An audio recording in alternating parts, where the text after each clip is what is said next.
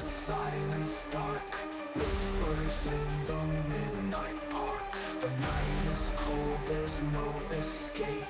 Ghostly figures take their shape. Welcome back to Real Talk Horror Edition, the podcast where we dissect the eerie, unearth the unnerving, and shine a light on the darkest corners of cinema. I'm your host, Josh, and if you're here, it means you love horror. And that doesn't just make your heart race, it makes your mind reel. You're in the right place because today we're diving into a subgenre that doesn't just scare you, it stays with you, whispering in your ear long after the credits roll. This isn't about slasher flicks or supernatural hauntings. That's horrors you can see coming. No, today we're exploring psychological horror, a subgenre that doesn't just show you the monsters, but makes you wonder if they're real, imagined, or if they've been inside you all along.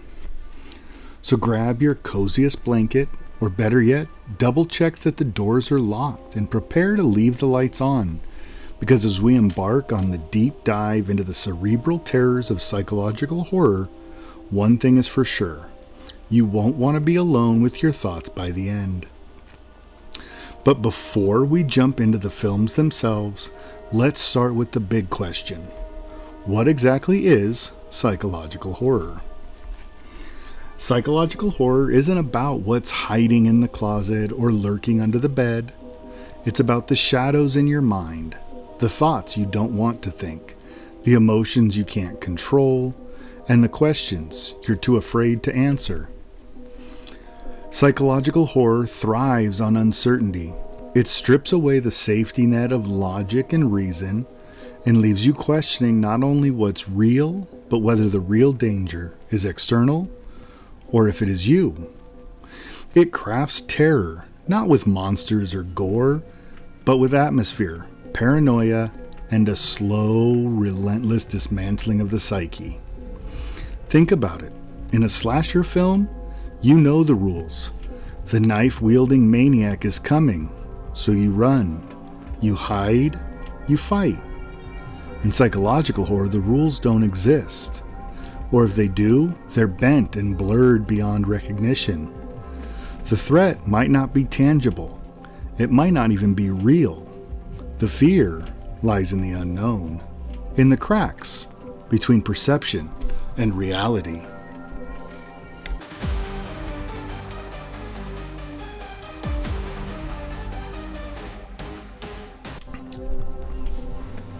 And here's what makes psychological horror so potent. It doesn't just scare you. It disturbs you. It plants seeds of doubt, forces you to confront the things that you'd rather bury, and draws on universal fears, loss, isolation, madness that we all carry to some degree. It's not about relentless jump scares, though the best psychological horror films can use them sparingly for maximum impact. No, this is a slow burn, the kind of horror that crawls under your skin and stays there. It's the dread that builds in your chest, the unease that makes you want to look away, but you can't, because deep down you want to know. This subgenre is personal. It doesn't rely on grand external stakes. It's about the battles within, the terrifying possibility that your mind might betray you, or that your worst fears might already be true.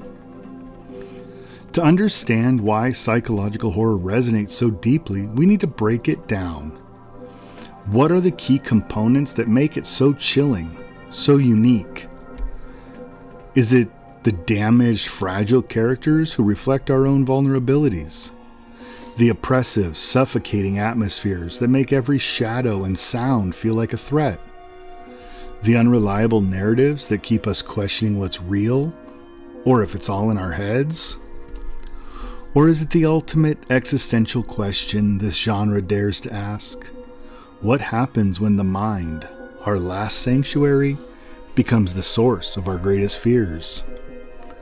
Stay tuned, because in the next segment we'll dissect these elements piece by piece and take you on a journey through the films that define and redefine psychological horror.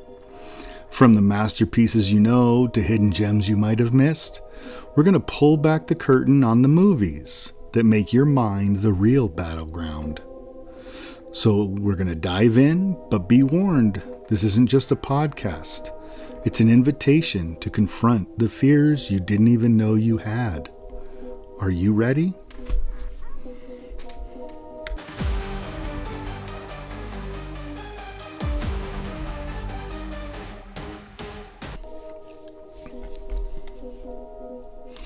Character psychology. This is the beating heart of psychological horror. The element that gives the genre its profound emotional depth and unsettling resonance. Unlike traditional horror, where external threats like monsters or killers drive the fear, psychological horror thrives on internal conflict. The scariest battles aren't fought with weapons or fists, but within the fragile landscape of the mind. The protagonists in these stories are rarely picture-perfect heroes. They're deeply flawed, vulnerable, and often wrestling with inner demons that mirror or amplify the external horrors. Trauma, grief, guilt, obsession, madness aren't just character traits. They're the lens through which we, the audience, experience the story. As the characters unravel, so do we. Take Jack Torrance in The Shining, for instance. On the surface, the haunted Overlook Hotel seems like the primary antagonist. But as the story unfolds, it becomes clear that Jack's descent into madness, fueled by his alcoholism, insecurities, and repressed rage, is just as terrifying, if not more so, than the hotel's supernatural forces. The line between Jack's personal struggles and the malevolent influence of the Overlook blurs, creating a layered and deeply unsettling portrait of psychological disintegration. The genre's focus on character psychology also makes it incredibly versatile. In Black Swan, for example, we follow Nina's obsessive pursuit of perfection as it spirals into paranoia and delusion. Her unraveling is both horrifying and heartbreaking, forcing us to confront how ambition and self-doubt can become their own kind of monsters. In The Babadook, grief itself becomes the antagonist, taking on a metaphorical and literal form that mirrors the protagonist's inability to cope with her loss. The beauty and the terror of psychological horror lies in its relatability. These characters' struggles, while heightened and dramatized, often reflect our own fears and insecurities. The genre forces us to look inward, to question what we might do if faced with similar circumstances, and to confront the idea that sometimes the greatest threats come from within. It's this intimate, unsettling exploration of the human mind that makes psychological horror so enduringly powerful and unforgettable.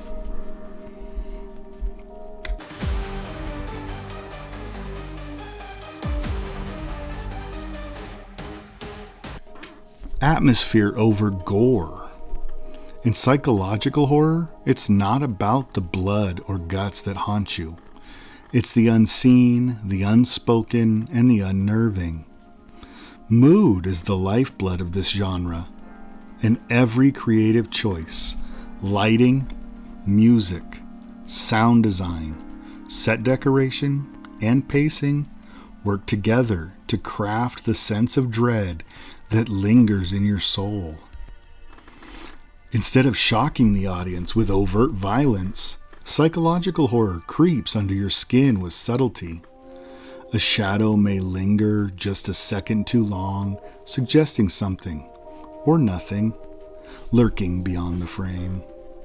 A creaking floorboard or an inexplicable whisper may seem innocuous, but can send your mind racing to fill in the blanks. These moments don't just scare you, they disorient you, making you question your perceptions and leaving you in a constant state of unease. Films like The Witch and Hereditary are the pinnacle in atmospheric storytelling. In The Witch, the desaturated color palette, flickering candlelight, and oppressive silence of the 1630s wilderness create a sense of isolation so suffocating you can almost feel it. You feel the Puritan family's descent into paranoia and doom, not through explicit violence, but through the lingering dread that something is horribly, irreparably wrong. In Hereditary, Ari Aster uses shadowy cinematography, a creeping camera, and an almost oppressive soundscape to build tension so thick it feels like a physical weight. The film does not rely on gore to shock you. It uses grief, guilt, and the uncanny to make you squirm. The subtle placement of a figure in a dark corner or a sound that crescendos at just the wrong moment can leave you gasping, not because of what you've seen, but because of what you felt. Sound design, in particular, plays a critical role in shaping the atmosphere. A single, dissonant violin note can vibrate through your core, while a low, barely audible hum can make your skin crawl without you even realizing why. Silence, too, becomes a weapon. A quiet moment stretched too long can become more terrifying than the loudest scream. The power of atmosphere lies in its ability to make us, the audience, an active participant in the fear. Rather than spoon-feeding shocks or scares, psychological horror invites us to lean in, to notice every flicker, every creak, every unsettling detail. It burrows into your subconscious, making you feel like the unease has followed you home. In this genre, it's not what you see, but what you sense, what you imagine, that leaves you lying awake in the dark, questioning what's real and what's lurking just beyond the edge of perception.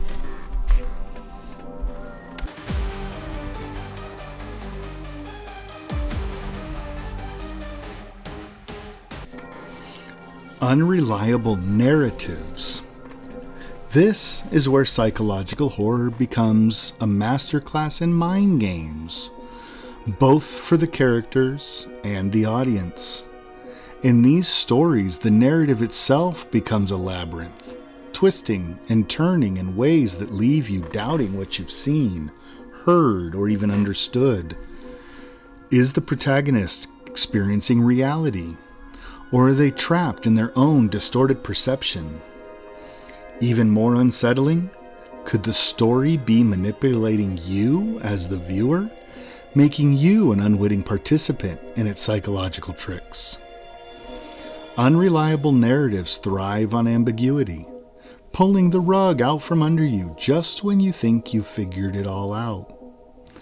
They force you to question everything, the motives of the characters, the authenticity of their experiences, and even the very structure of the film. This uncertainty creates a unique kind of tension, where you're never quite sure where the story will go, or whether you can trust the version of events you're being shown. Take Black Swan, for example. The film plunges us into the fractured psyche of Nina, a ballerina spiraling into obsession and paranoia. As her mental state deteriorates, so does the reliability of what we're seeing on screen. Is that a rival dancer or her doppelganger? Are her wounds real, or are they a manifestation of her inner turmoil? By the time the credits roll, you're left questioning not just what happened, but what was ever real to begin with. Donnie Darko takes a different but equally disorienting approach. The story unfolds in a way that bends time loops, alternate realities and mental instability, leaving the audience to piece together the truth or several conflicting truths. Is Donnie a misunderstood teen with a vivid imagination? Or is he truly unraveling the threads of a cosmic mystery? The film offers no easy answers, creating an experience as haunting as it is thought-provoking. Other films like The Others and Shutter Island elevate the unreliable narrative to an art form by delivering jaw-dropping twists that recontextualize everything you thought you knew. These twists aren't just plot devices, they're a reflection of the characters' fractured realities, and they pull us into their world of doubt and confusion. This element of psychological horror taps into a universal fear, the fear of losing control, not just of our surroundings, but of our own minds. By toying with the perception and distorting reality, unreliable narratives make us question the very foundation of our understanding, both in the film and in ourselves. It's a disquieting, often exhilarating experience, leaving us haunted by the possibility that reality is far less stable than we'd like to believe.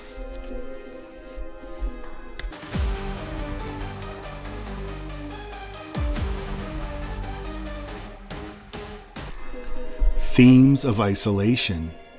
Fear thrives in solitude, and in psychological horror, isolation becomes a crucible for terror. It strips away the comforting presence of others, leaving characters, and us in the audience, exposed, vulnerable, and utterly alone. Whether it's physical isolation, emotional alienation, or social estrangement, this theme amplifies the sense of helplessness and heightens the psychological tension. Physical isolation creates an inescapable environment where the characters are trapped with their fears. Think of Jack and Wendy Torrance in The Shining, snowbound in the cavernous, empty Overlook Hotel. The vastness of the space paradoxically magnifies their isolation, making every echoing footstep and shadowed corridor a reminder of their separation from the outside world. This physical disconnection becomes fertile ground for paranoia, madness, and the supernatural horrors that take root within. Emotional isolation, on the other hand, is even more insidious. It's the feeling of being alone even when surrounded by others. Like Rosemary in Rosemary's Baby, she's in the heart of New York City, surrounded by neighbors, doctors, and even her husband. But none of them are truly on her side. In fact, they're the very source of her terror. This kind of isolation taps into a primal fear, the realization that no one will listen, no one will help, and no one can be trusted. Social isolation takes this a step further, highlighting the human need for connection and belonging.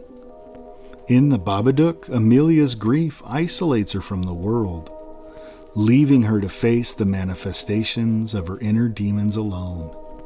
Her inability to react, to reach out for help, combined with her son's troubling behavior, traps her in a cycle of fear and despair. This isolation isn't just a setting, it's a character in its own right, shaping the story and pushing her closer to the brink. Isolation works so effectively in psychological horror because it intensifies the stakes. Without anyone to rely on, every threat feels magnified. The creak of a floorboard, the flicker of a shadow, or the whispered suggestion of something sinister becomes unbearable when there's no one to turn to for reassurance. What makes isolation even more terrifying is how it mirrors real-life fears. Who hasn't felt the sting of being misunderstood, abandoned, or left to face something alone? Psychological horror weaponizes these universal emotions, using isolation not just as a backdrop, but as the engine that drives the fear.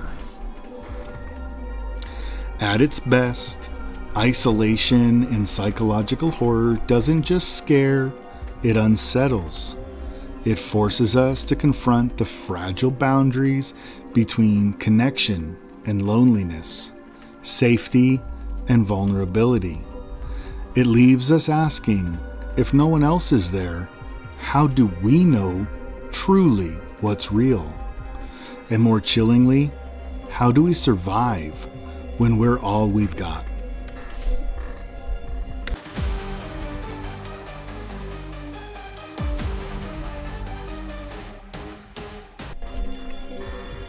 Existential fear. Psychological horror doesn't just terrify you, it forces you to confront the profound, often uncomfortable questions that linger at the edge of human existence. What happens when the mind, the very thing we rely on to interpret reality, begins to fracture? What if the greatest threat isn't lurking in the shadows or stalking you through the woods, but buried deep within the confines of your own thoughts? This is where psychological horror strikes a nerve unlike any other genre. It dives into the fragility of the human psyche, revealing the cracks that can form under pressure and the terrifying truths we might discover about ourselves when those cracks widen. It's not just about survival. It's about grappling with the idea that we might be our own worst enemy. In The Babadook, for example, on the surface it's the story of a mother and her child haunted by a sinister entity. But as the film unfolds, it becomes clear that the monster is a manifestation of grief, trauma, and repressed emotions. The horror isn't just in the Babadook's menacing presence, but in what it represents. The weight of unprocessed loss and the fear that these emotions might consume us. The film forces us to confront the uncomfortable truth that some horrors can't be vanquished. They must be acknowledged, accepted, lived with. Similarly, Session 9 takes existential fear to a haunting extreme. Set in an abandoned mental institution, the film explores the psychological unraveling of a group of asbestos cleaners. As paranoia, guilt, and unresolved trauma bubble to the surface, the lines between reality and delusion blur. The true horror lies not in the building's eerie atmosphere, but in the character's descent into madness, illustrating how fragile the human mind can be when confronted with its own darkness. What makes existential fear so deeply unsettling is its universality. We've all had moments of doubt, anxiety, or introspection where we question our own stability or the nature of reality. Psychological horror takes those moments and magnifies them, creating a mirror that reflects our deepest vulnerabilities. It asks questions like, what if the mind breaks beyond repair? What if the barriers between reality and delusion crumble? And most chillingly, what if the answers we find within ourselves are more terrifying than anything the outside world could offer? This aspect of the genre also often touches on themes of mortality, identity, and purpose. In these films, the horror isn't just about what happens to the characters. It's what it says about us. The terror lingers long after the film because it's rooted in questions we can't easily dismiss. Existential fear in psychological horror doesn't just haunt, it provokes. It reminds us of our own fragility, our tenuous grasp on reality, and the uncomfortable truth that sometimes the most terrifying monsters aren't external. They're the ones we carry inside us. And that realization is scarier than any jump scare could ever be.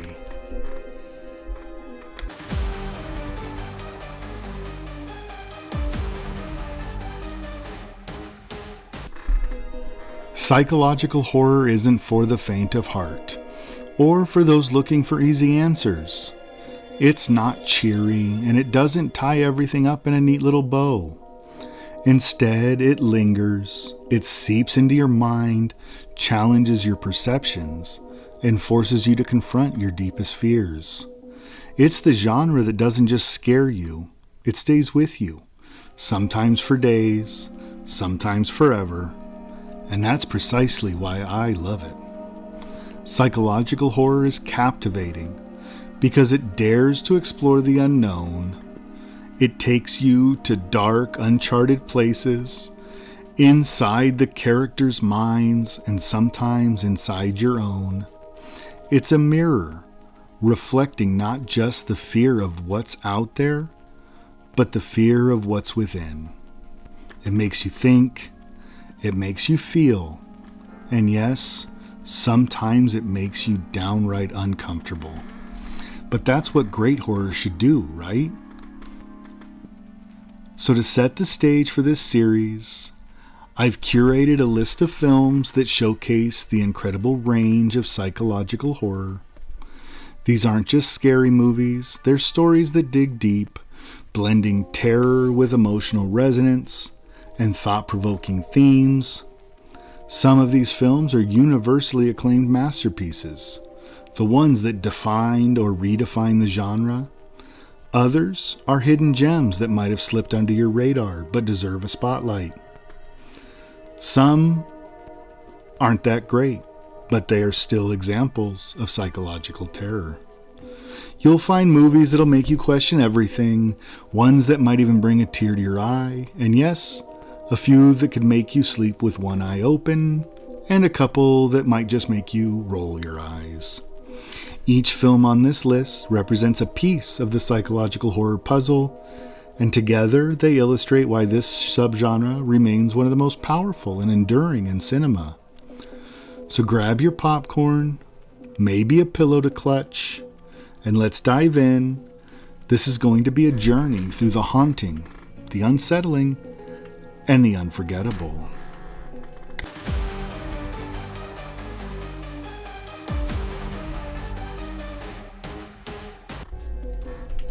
So we're going to do this in 3 parts. Each part will contain 7 films.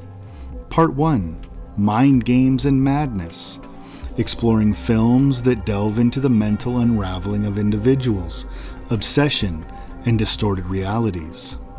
First, The Shining, a masterpiece of psychological horror, exploring isolation, madness, and family breakdown. Then Black Swan, a haunting exploration of obsession, identity, and mental disintegration through a gripping performance by Natalie Portman. Third is The Butterfly Effect, a cult classic that explores how small choices can ripple into dark and chaotic outcomes. 2005's Stay, a visually surreal, ambitious film that blurs the lines between delusion and reality. The Number 23, a divisive film where paranoia over a recurring number drives a man to psychological collapse. Donnie Darko, the surreal cult favorite that balances themes of mental illness and alternate realities with haunting imagery. And we'll complete this section with Session 9, a slow burn psychological horror where an abandoned asylum becomes a mirror for mental unraveling. Then Part 2, Paranoia and the Unknown, films centered on paranoia, supernatural ambiguity, and themes of isolation, distrust, and manipulation, beginning with Rosemary's Baby, a slow burn horror classic that masterfully captures paranoia and societal manipulation. And then The Witch, a period piece that explores religious paranoia and isolation, building dread through authenticity.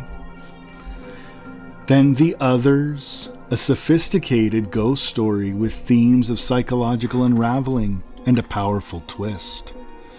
Followed by What Lies Beneath, a supernatural mystery exploring the hidden darkness within relationships. We'll then watch Gothica, a suspenseful story of paranoia and gaslighting with a strong lead performance by Halle Berry. And then Captain of Dr. Caligari from 1920, the pioneer of psychological horror, where manipulation and visual distortion set the genre's foundation. We'll finish this section up with Seven, a dark and disturbing tale of manipulation and psychological devastation with a haunting conclusion. And we'll conclude with Part 3, Trauma and Transformation. Films exploring psychological trauma, familial conflict, and the ways horror manifests from within. We'll begin with Hereditary, a modern masterpiece blending familial trauma and psychological terror with lasting emotional impact. And then The Babadook, a chilling metaphor for grief and trauma, where a mother's struggle manifests as psychological terror. And then Silence of the Lambs, a psychological chess match that explores manipulation, obsession, and humanity's darker sides. Then The Cell, a visually stunning dive into the psychological horrors lurking inside the mind of a killer. Then we'll reach into 2004's Secret Window, a story of a writer's unraveling, where creative and personal conflicts descend into madness. Next up will be 1408, a claustrophobic descent into psychological madness anchored by John Cusack's compelling performance. And we'll wrap up this series with Severance, a unique mix of dark humor and psychological horror, balancing tension with unexpected surprises.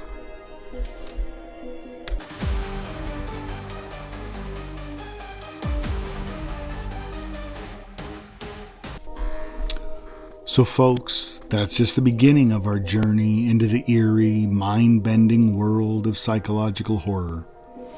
Over the next few episodes, on some of the most chilling films that make us question what's real, imagined, and what's lurking just beneath the surface of our own minds.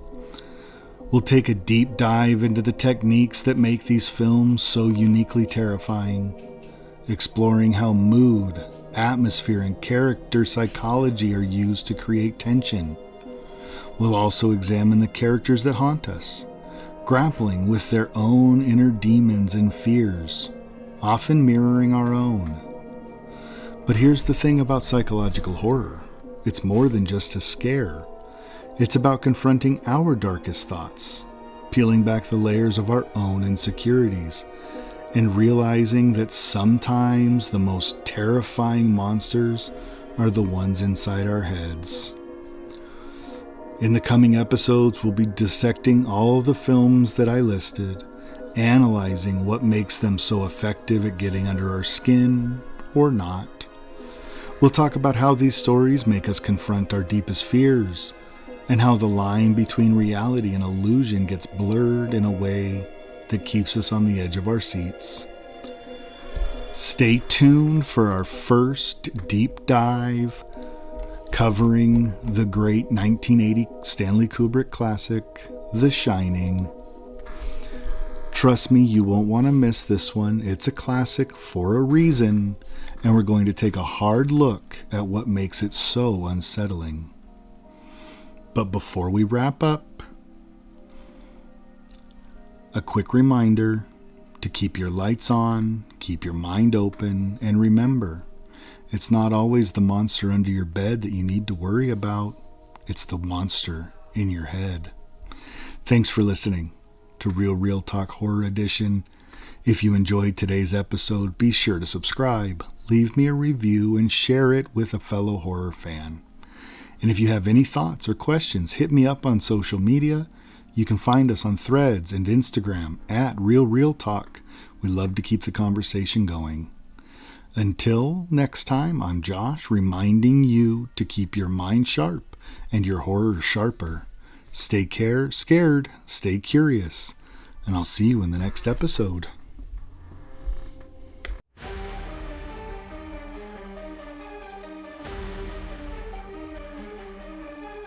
Creeping through the silence dark, Whispers in the midnight park.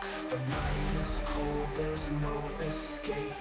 Ghostly figures take their shape.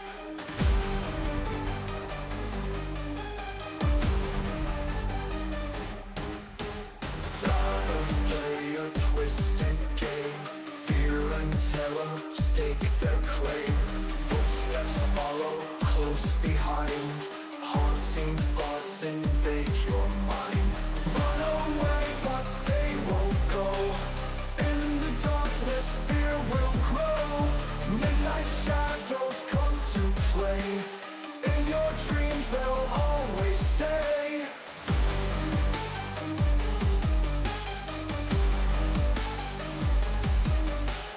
Windows rattle, doors they creak. Ghostly whispers start to speak. Every corner hides a fear. Close your eyes, they're drawing near. Candles flicker, spirits call. In the night they'll take it all. Midnight strikes, the clocks rewind. Nightmares now are intertwined. Run away, but they won't go. In the darkness, fear will grow. Midnight shadows come to play. In your dreams, they'll